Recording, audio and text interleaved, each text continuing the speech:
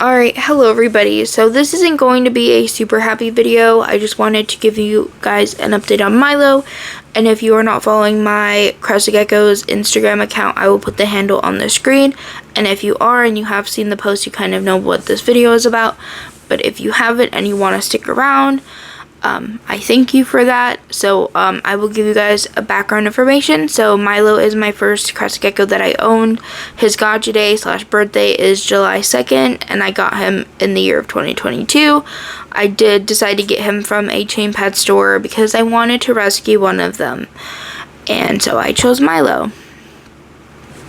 So something to know about Milo is when he was younger, he also is still very skinny and tiny compared to what I think a healthy, good genetic Crested Gecko, male Crested Gecko looks like. He's very different. But he was so tiny, and I had to hand feed him and care for him because he was not eating, and there were times when I was worried that he would not make it. But his temperament was always very calm and chill. He wouldn't jump around like crazy. He wouldn't run around like crazy. He would just stay in one spot sometimes. Sometimes he would crawl up my arm, but not crazy at all. Which made me kind of sad, which made me kind of worry. Because I was expecting a crazy little Crested Gecko that I could barely keep control of, But I was also happy that he was chill. And, the months that continued as he got older, he was still very chill.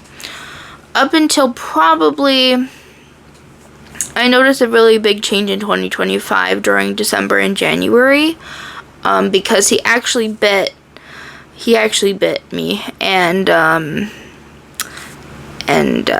was very surprised. I was like, what the heck? I thought at first it was an accident, but it was not. He continued to bite, and during the spring, during their breeding season, I thought that that's why he was especially acting up during those months, is because of breeding season. So I decided during those months I would not handle him, unless if I had to clean his tank and stuff, but I would not handle him. So fast forward, I try to handle him again. It doesn't go well, so I'm like, okay, I guess I'll take a little bit more time and see if he'll calm down a little bit more.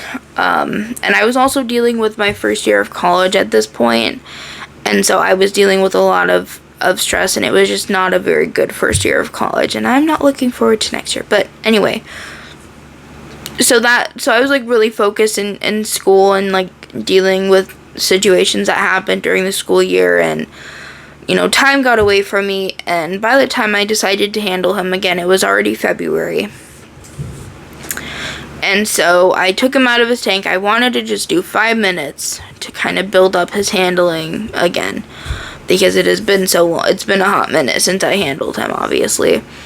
But it was just not a very good experience for him and myself, I'm sure. So I started to wear gloves, just because, number one, I didn't know how hard he would bite, because it's gotten worse, and number two, I didn't know if he would ever latch onto my finger or my skin, and I did not want to find out without wearing gloves. So I decided to take him out of his tank.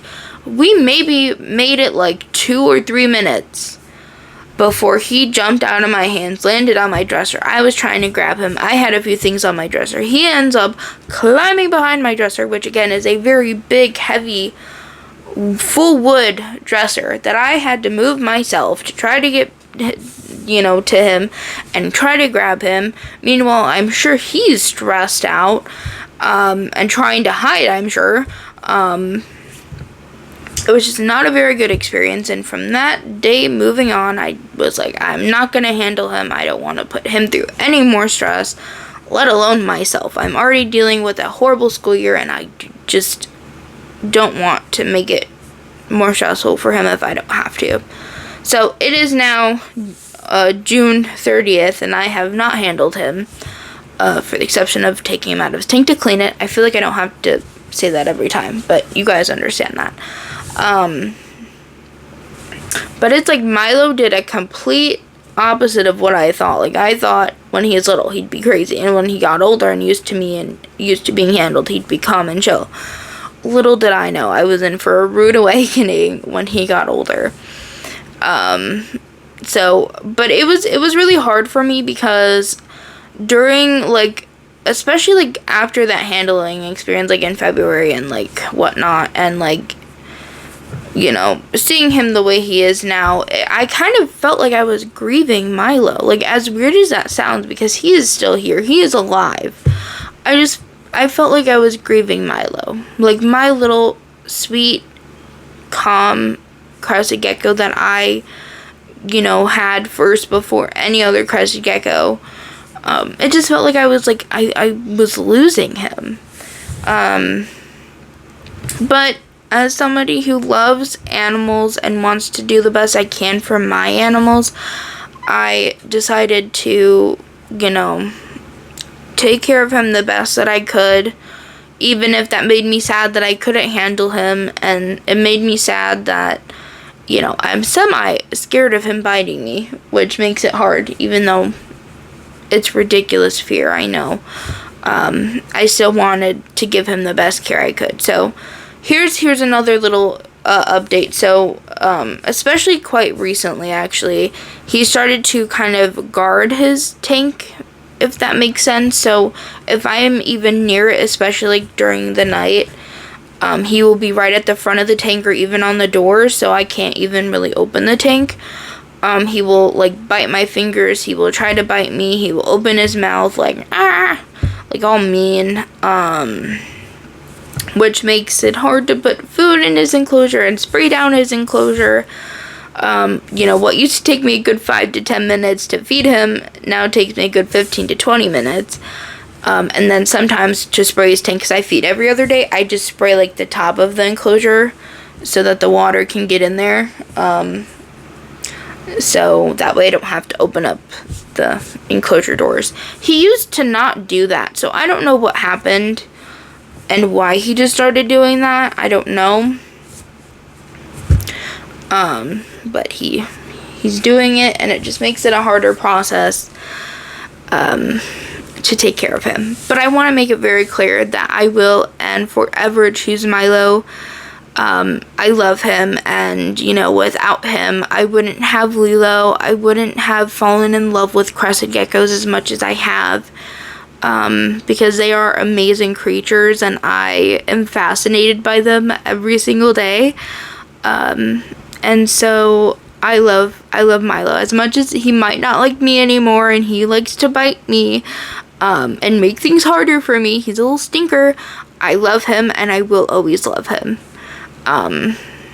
And so I just want to make that very clear. Like, if it sounds like I'm complaining about it, like, I love him. I mainly wanted to post this in case of maybe somebody's in the same boat as me, maybe experiencing kind of the same thing. It doesn't have to be exactly with a crested gecko.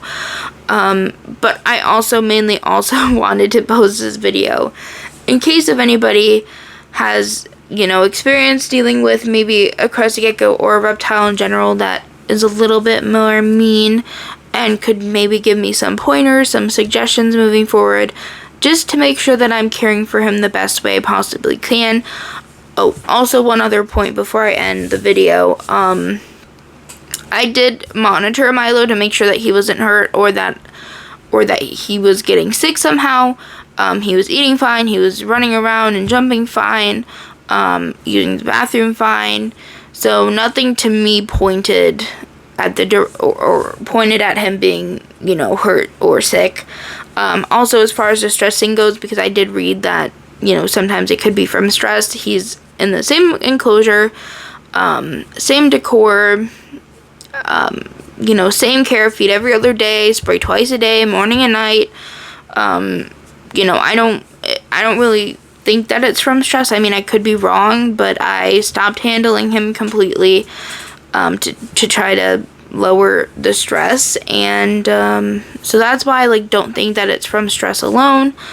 Also, I've read that sometimes male crested geckos can just become more territorial, and they did use the word aggressive as they're older, and that's just kind of how they are.